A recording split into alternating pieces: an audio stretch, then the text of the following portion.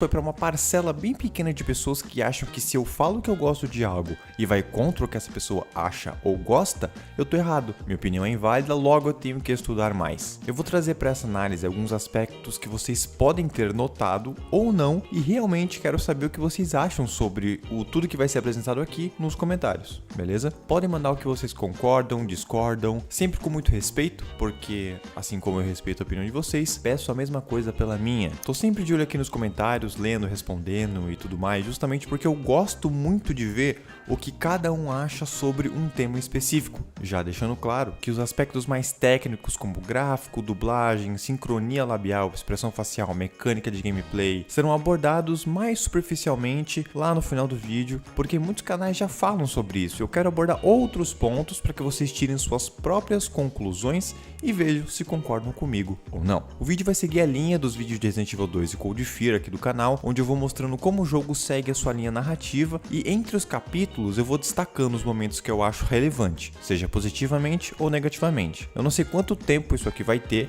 mas creio que vai ser mais ou menos ali o tamanho do Resident Evil 2, então é isso. E não esqueçam, rapaziada, as opiniões divergem, não é porque você discorda de mim que a gente tem que se odiar, nada a ver. Se você tá vendo isso, é porque você gosta da franquia Resident Evil, gosta do meu trabalho ou simplesmente gosta de jogar videogame. Todo mundo gosta da mesma coisa aqui. Nossas opiniões às vezes podem ser diferentes, só isso. Mas tá bom, agora sem mais lenga-lenga, vamos pro vídeo.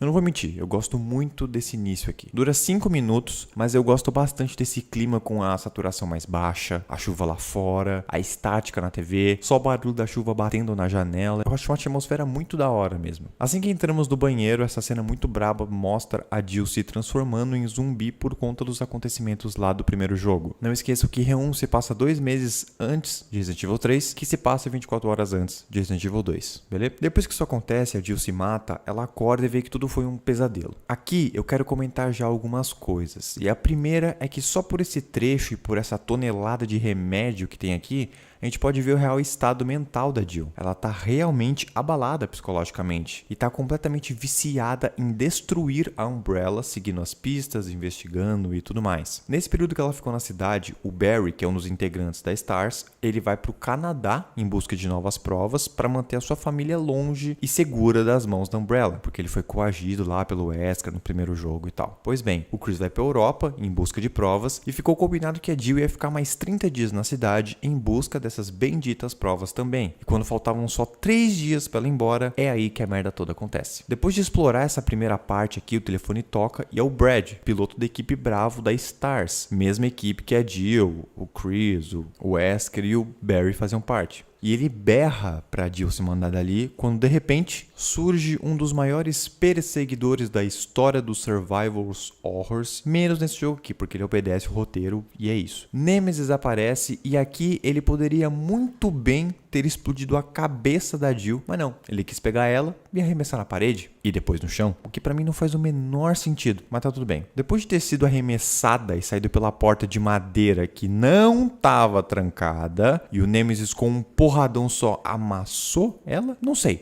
como madeira amassa, mas tudo bem. O bichão que antes atravessou uma parede e não consegue destruir uma porta de madeira começa a te perseguir. Aqui é onde começa a dar uma pegada, sabe? Porque a Jill começa a correr pra ir pra fora do prédio e o Nemesis ataca uma lajota gigante nela, mano. Daí ela sai pela janela, desce um andar e tem uma cena em câmera lenta que eu... sei lá, velho. Correndo até a saída, uma explosão pega ela e arremessa ela pra porta, saindo dali. Logo em seguida, o Nemesis, de novo, joga a Jill lá pra casa do cacete. Dá um soco no chão, quebra um andar. Importante, porque, né, às vezes ele é forte, às vezes não. Daí ele começa a correr atrás da gente de novo, quebrando o teto. A Jill fica viva e é aqui que quando eu joguei a primeira vez eu fiquei, tá bom. O senso de urgência desse jogo é nulo, porque a única coisa que a gente precisa fazer nessa primeira parte é apertar W e ir pra frente. Nada vai acontecer, é só ir pra frente. Poderia ser um começo muito diferente e muito mais foda, mas esse senso de urgência faz com que essa parte seja só uma parte. A gente encontra o Brad, depois que consegue sair, ele é mordido de uma maneira muito burra e puta merda, mano. No original, o jeito que o Brad morre é insano, mano. Quem que lembra? Se liga aí. Jill! Brad! We've got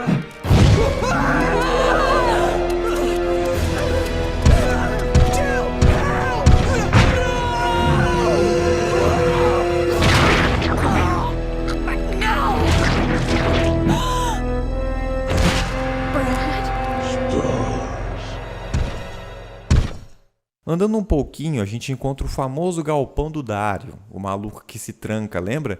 E aqui vemos que a Capcom não estava muito afim de dublar essas cenas, né? Porque misericórdia. Enfim, zumbi aqui, zumbi ali, temos que ir pro telhado de um prédio para ser evacuado por um helicóptero. Só uma pausa aqui que pra mim não tem sentido nenhum, se liga. Tava um puta silêncio na casa da Jill. Nenhum sinal de nada, de explosão, de briga, de zumbi, de nada. Foi o Nemesis atacar a Jill, que já tem explosão, 437 mil zumbis na rua, barricada da polícia, estrada fechada, carro explodido. Mano, em que momento que isso aconteceu, velho? Só um pensamento que eu tive agora. Enfim, subindo no telhado, o helicóptero explode, porque sim, e você pensa, ai carro, mas o Nemesis destruiu com a bazuca. O Nemesis não tava nem ali, quem dirá com a bazuca? Mas tá bom. Vamos seguindo. Depois de ter um déjà vu com esse Quick Time Event aqui do carro que eu não queria ter tido e a Jill fazer o bagulho mais insano e sem noção da existência, que é literalmente se jogar do topo de um prédio em um carro, ok? Ela tá achando que ela tá em Velozes e Furiosos, porque, mano, claro que a Jill fica bem. Né? Nada acontece com a princesa, mesmo depois de tudo que acabou de acontecer, ela tá com uma sujeirinha ali no braço, ó, e ó,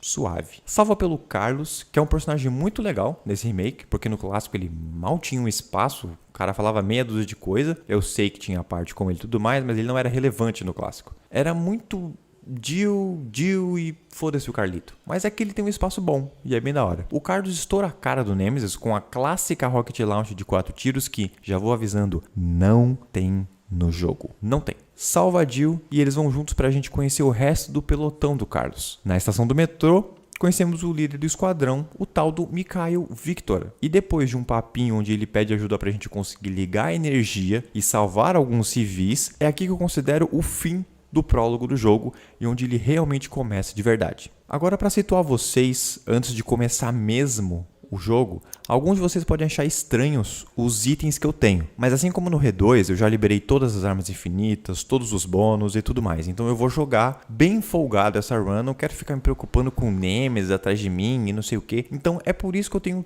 tudo isso aqui, fechou? Lá no final eu vou explicar um pouco sobre esses perks, entre aspas, né, que o jogo tem. Assim todo mundo se situa e quem não conhece fica sabendo, beleza? Vamos continuando. Indo pra primeira Sith Room, a gente se equipa um pouco e já sai. Indo pra rua, já damos de cara com um zumbi que serve como um tutorial de esquiva pra gente, nos mostrando essa nova mecânica que foi implementada nesse remake, mas que também tem lá no clássico. Eu particularmente gostei, sempre gostei dessa adição em qualquer game que seja uma esquiva, porque é interessante e bastante útil quando você está cercado por zumbis ou quando o Nemesis está na tua cola, por exemplo. Além de você esquivar do ataque, o mundo fica meio que em slow motion por 1 ou 2 segundos. Assim que você aperta o botão da esquiva e depois o botão de mirar, a mira cola imediatamente na cabeça do inimigo. E isso eu não entendi o motivo. Pra mim, facilitou um pouco, porque literalmente vai direto na cabeça do zumbi ou, enfim, do inimigo. Se você der sorte do tiro critar, nossa, acabou, mano. Ele toma uma só e morre. Ao meu ver, eles deveriam ter deixado apenas a esquiva em slow motion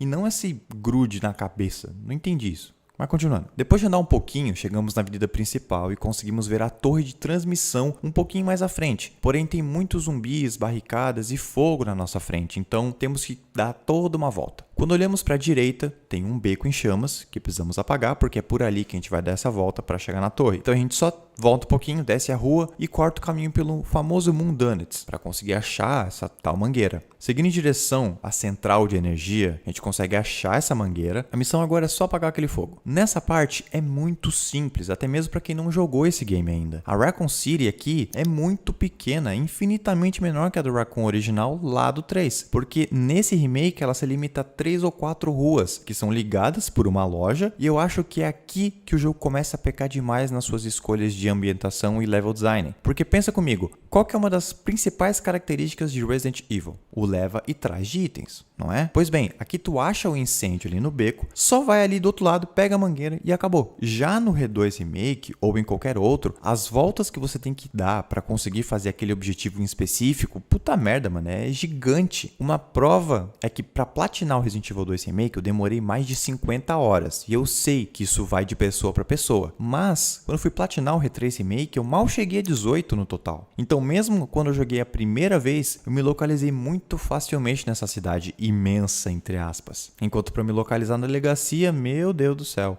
E até hoje eu fico meio perdido nos esgotos do R2. Essa é a diferença de um bom level design para um medíocre. entende? É logo no início aqui que vimos a diferença de 4 anos de produção para 10 meses. O R3 Remake era para ser um modo extra do R2, e isso eu posso falar com propriedade, porque para vender isso aqui a full price em menos de um ano, após o lançamento de um dos melhores games de 2019, é pedir pra se fuder, mano. Ainda mais que ele foi lançado no começo da pandemia. Pra mim, isso mostra que o lado mercenário da Capcom nunca foi embora. Mesmo depois eles tendo tomado muito soco na cara com o R6 lá em 2012 e 13, e com todos os fiascos de lá pra cá. Sendo o Umbrella Corps aquela abominação esquisita que eles lançaram, e até o outro modo que tem dentro desse remake aqui, que se chama Resistance, que eu nem vou me dar o trabalho de explicar porque misericórdia, cara. Enfim, voltando pro jogo aqui, temos um objetivo em vista, que é religar a energia, e é aqui que conhecemos o vilãozinho meia bomba do R3, que mesmo no clássico, eu nunca fui muito com a cara dele,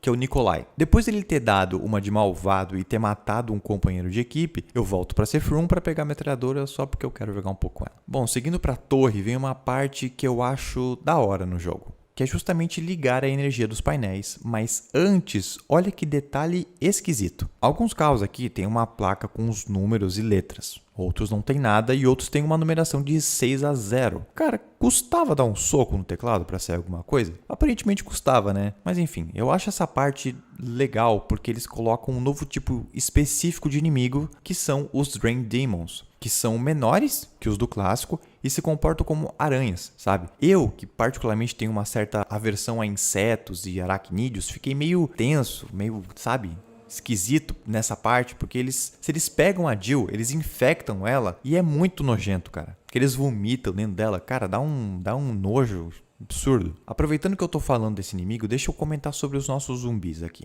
Eu não sei o porquê, mas eles receberam um downgrade de desmembramento. Tipo, lembra quando você atira na perna de um zumbi no R2 e ela explode, ou no braço e ele sai voando? Então, isso sumiu aqui e eu não faço ideia do motivo. Se você fica atirando no braço de um zumbi, no R2, ele vai destruindo e se você continuar ele vai cair porque a carne deles estão podres. Mas aqui não. A única chance de acontecer isso é se o tiro que você deu for um crítico. E o pior é que esses membros que caíram, eles só desaparecem do nada. E no 2, as pernas ou braços ficam ali no chão. E você pode pensar que é porque o jogo ia ficar pesado ou sei lá por quê. Mas cara, eles usam o mesmo motor gráfico, o mesmo render e os mesmos modelos zumbis. Eu não entendi o porquê que isso aconteceu, porquê que esse downgrade aconteceu. Não tem lógica isso pra mim. E pra completar com uma cerejinha de merda nesse bolo de bosta, quando tem muito zumbi no cenário, eles explodem de uma maneira muito esquisita. Creio eu que é pra liberar a memória do jogo, mas cara, não sei, porque isso não tinha no 2. Enfim, depois de rearmar todos os disjuntores e ligar o interruptor principal, pronto, a energia foi restaurada.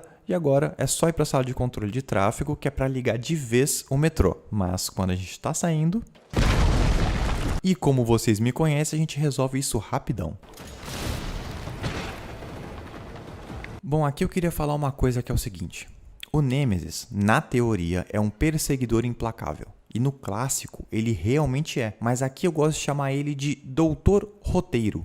Porque ele só aparece... quando convém. Ele fica parecendo um Homem-Aranha com aqueles tentáculos de hentai dele, vem do céu e, cara, eu nunca senti medo do Nemesis nesse game. E tem um bagulho que me irrita profundamente nesse filho de uma puta, que é o seguinte: conforme você vai subindo a dificuldade, naturalmente ele vai ficando mais forte até o momento que ele pode te dar hit kill, dependendo do ataque que ele fizer. Até aí suave, porque isso é justo. E tem que ser assim. Mas não é só isso, porque além desse desgraçado ficar mais forte, ele fica mais rápido. E não é como se ele naturalmente ficasse mais rápido. E sim, a porra da animação é simplesmente acelerada. Isso foi uma das coisas que mais me frustrou quando eu tava tentando platinar lá na última boss fight do jogo. Eu vou comentar isso mais pra frente porque, mano, isso me tiltou muito, cara. Beleza, chegando aqui na sala de controle, a gente resolve um puzzle que é interessante. E é isso, a energia foi restaurada, agora a gente tem que voltar lá pro Carlos, na estação do metrô, pra conseguir evacuar o resto dos civis da cidade. Indo em direção no nosso objetivo, a gente dá de cara com o Nemesis, infectando outros zumbis e deixando eles mais arrombados do que eles já são. Dando 2 tirão no peito dele, a gente só segue o caminho e quando a gente chega lá, eu faço esse puzzlezinho rápido aqui das gemas pra pegar alguns itens